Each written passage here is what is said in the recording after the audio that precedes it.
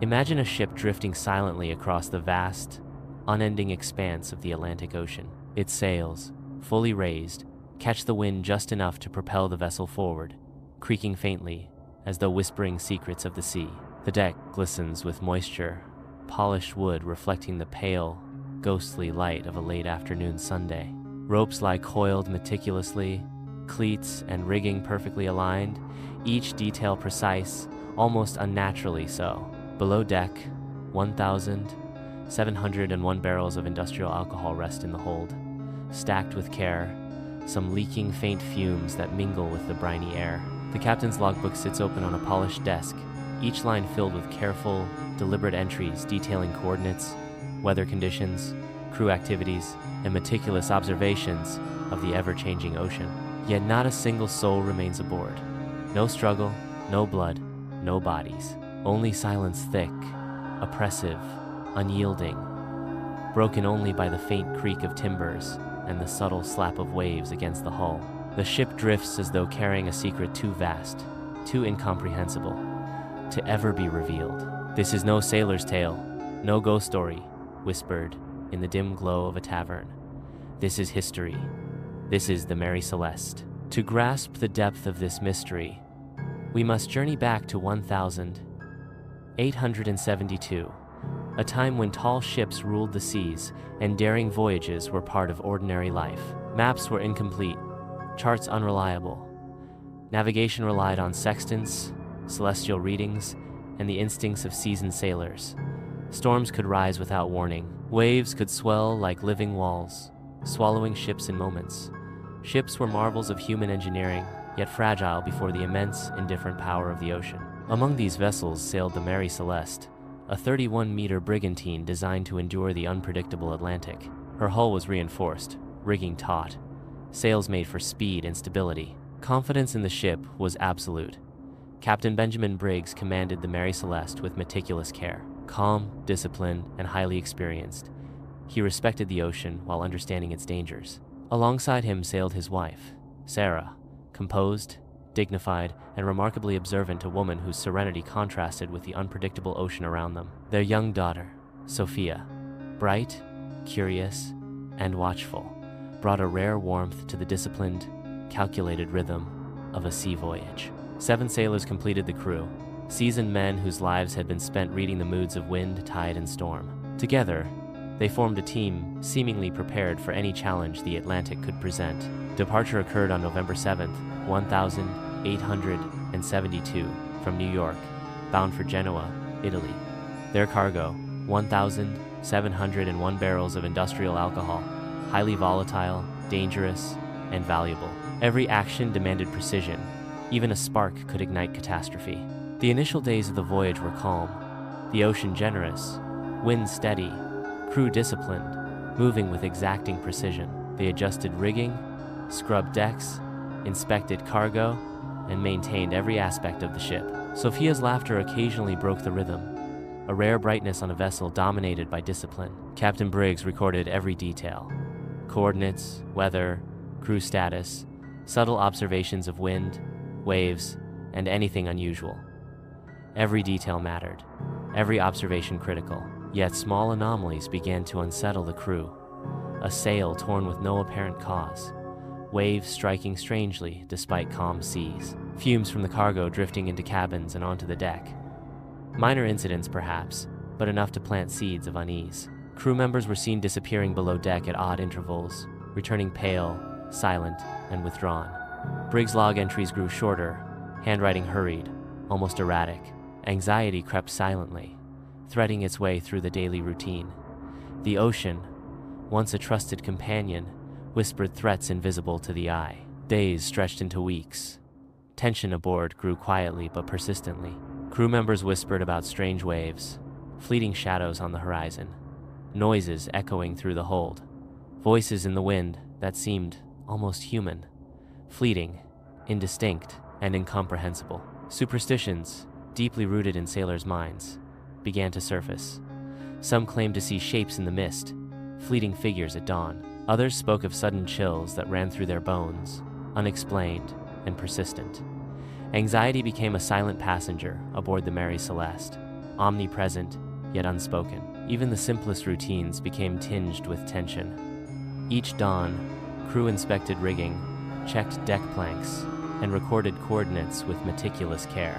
Captain Briggs used a sextant, noted barometer readings, wind direction, ocean currents, and any irregularity in the environment.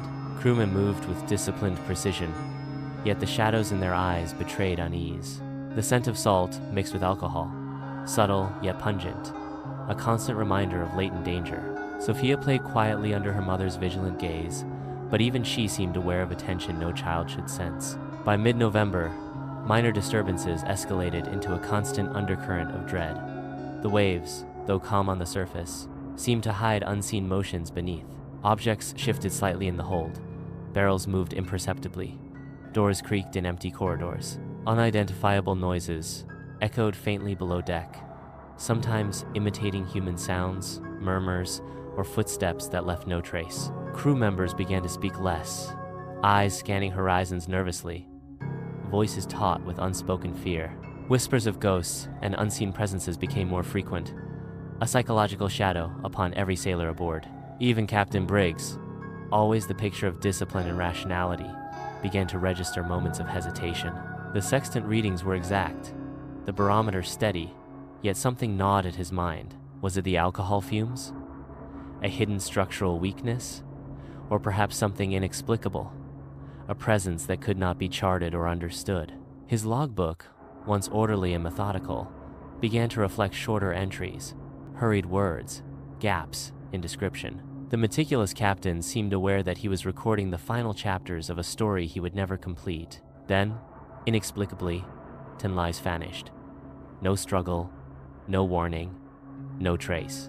Only the ship remained, drifting silently, preserving an impossible order, as though the ocean itself had claimed the crew while leaving the vessel untouched. On December 4th, 1872, the British brig De Gracia sighted her near the coast of Portugal. Sails partially set, the ship's motion erratic, almost hesitant. Captain Morehouse ordered a boarding party, expecting a distressed crew in need of aid. Instead, they found a ghost. The deck was wet but orderly, cargo intact, except for a few leaking barrels. The galley immaculate, food set as if abandoned mid-meal. Logbook current, last entry only days old. Lifeboat missing. No blood, no damage, no bodies. The ship was seaworthy yet utterly deserted. Theories emerged immediately. Piracy? Nothing stolen. Money untouched. Cargo intact. Mutiny? Briggs respected. Crew disciplined. Mutiny leaves chaos. Here, only eerie perfection remained. Weather? Storms leave scars, sails torn, hull battered. Not here. Cargo fumes? Panic might have driven them into the lifeboat, but if so, why never return? Did the lifeboat capsize, drift beyond sight, lost forever in the Atlantic? Other theories darker. Ghosts, sea monsters, alien abduction. Fantastic? Perhaps.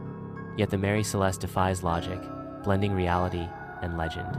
Every detail mocks comprehension. Meals prepared, cargo untouched, logbook precise. Silence dominates. The sway of the deck, the creak of timbers, the flutter of ropes haunting, frozen in time. Over decades, the Mary Celeste inspired novels, films, documentaries, and endless speculation. Rational explanations, accident, misjudgment, storm, cargo fumes, panic, supernatural possibilities. Lingered, curses, apparitions, entities unseen. None definitive. Briggs, Sarah, Sophia, 7 sailors gone. Only the ship remains. A monument to the unknown, suspended in history, imagination, and memory. Below deck, cabins remain immaculate. Beds made. Personal effects untouched. Cargo hold tightly packed, only faint alcohol fumes escaping. Galley organized. Deck maintained. Rigging and sails functional. Navigation instruments ready. No human life remained. Psychological pressures may have contributed. Fear, isolation, superstition. Sailors live by omens, shadows, unseen warnings. Invisible threats may have convinced them to abandon ship, every theory plausible, yet none fully satisfying. Consider the daily routine aboard. Dawn, crew inspects rigging, checks, deck planks, adjusts sails, records positions, and weather. Captain Briggs uses a sextant, observes barometer readings, wind, current, and crew efficiency. Sophia plays quietly, under Sarah's watchful gaze. Salt and alcohol intermingle. Waves lap against the hull. Gulls call overhead. Lanterns light at dusk, casting moving shadows across polished wood. Crew repairs minor damage, prepares meals, maintains cargo, keeps order. Briggs writes meticulously. Tension ever present. Strange waves, faint odors, subtle warnings life aboard appears normal, yet unease persists. Night falls. Lanterns glow faintly in cabins. Deck empty, except for waves and creaking timbers. Wind whispers faintly, messages no human ear can fully comprehend. Crew sleeps fitfully, waking with chills, sensing imperceptible shifts. The ship moves silently beneath them, carrying secrets of the deep. Weeks stretch into months. Irregularities multiply, misplaced tools, tremors in rigging, timbers shifting unexpectedly. Shadows stretch oddly across the deck. Crew exchanges nervous glances. Even Captain Briggs, meticulous and steadfast, writes with increasing haste, aware of something intangible pressing upon him. Then, without warning, 10 lives vanish.